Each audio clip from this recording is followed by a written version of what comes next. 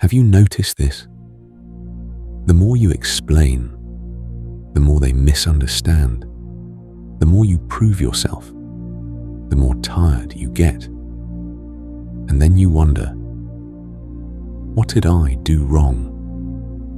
You didn't. You're just speaking the truth to the wrong person.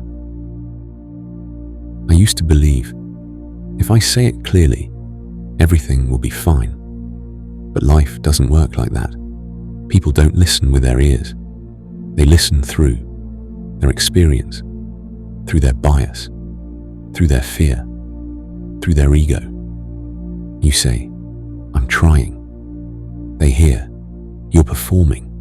You say, I need time. They hear, you're procrastinating. It's not that you're wrong. It's that everyone has a different filter. This is the hardest part. You don't owe the world a presentation about your life. You only owe yourself consistency. Explaining helps when someone wants to understand, but if they only want to judge, your explanation becomes extra ammunition. So instead of, I need them to get it, switch to, I need to get better. Here's a simple example.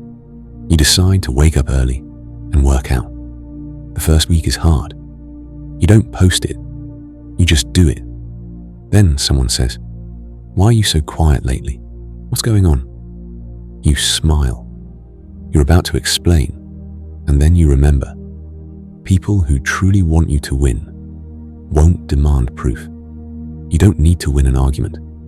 You need to win your morning. Here's the simple truth. You're speaking the language of goals. They're listening in the language of judgment. You say, I'm learning. They hear, you think you're better than me. You say, I'm saying no. They hear, you look down on me.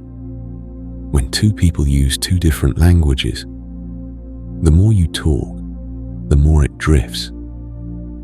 So don't translate yourself for people who never wanted to understand. The most common mistake is this. You expect mature understanding from someone who isn't ready.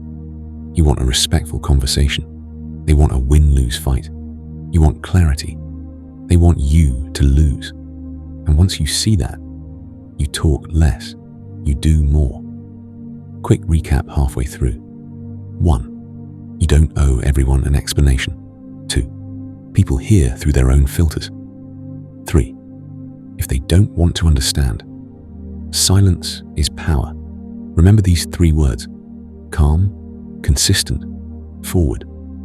Quiet discipline isn't cold, it's self-respect. You don't need applause to start doing the right thing.